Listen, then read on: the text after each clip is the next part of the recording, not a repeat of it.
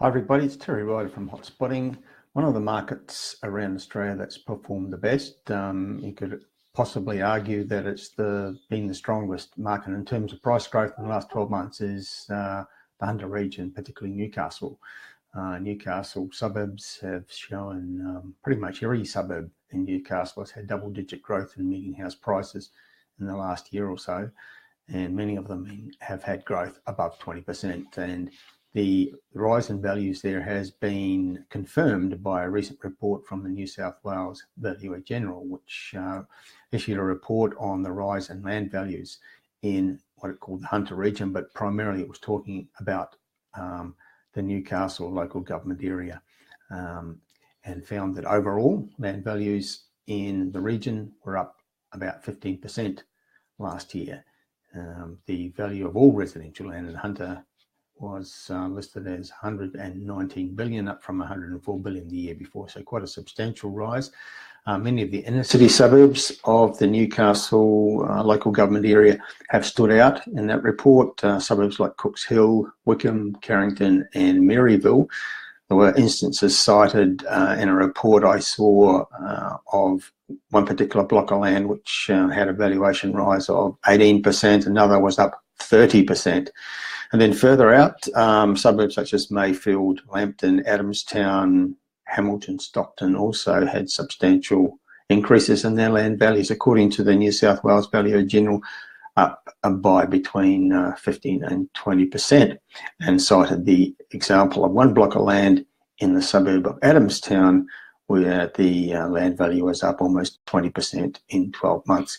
So a very strong market in Newcastle in the last 1 to 2 years. And the reasons are that the Newcastle economy is strong. It has reasons of its own. It's always about the local economy, but sometimes there are other factors, and I think in the case of New South Wales, one of the other factors is that it's pretty close to Sydney, and it's got some sort of spin-off from the recent boom in Sydney, as well as having strong local reasons through the strength of its local economy.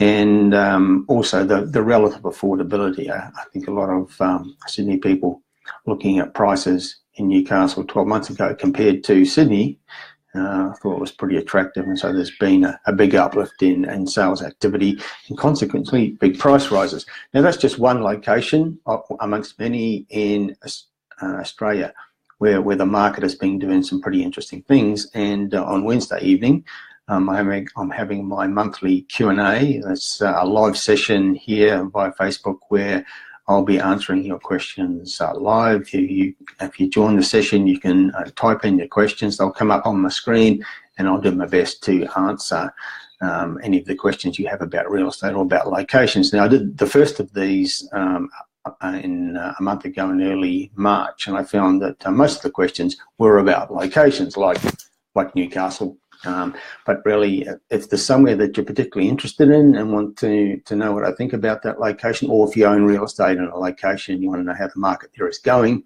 to update your assets register, then shoot for a question and I'll do my best, if I can, to answer as honestly as I can what I think about those markets. But any real estate issues at all really that are on your mind, there's an opportunity to get some answers. So join the session. It's Wednesday, this coming Wednesday, 11th of April.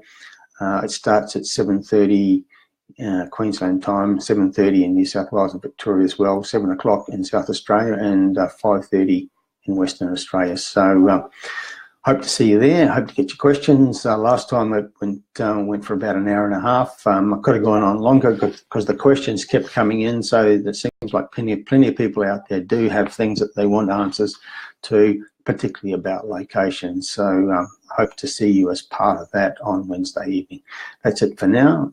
Terry Ryder from Hotspotting signing off. Talk to you again soon.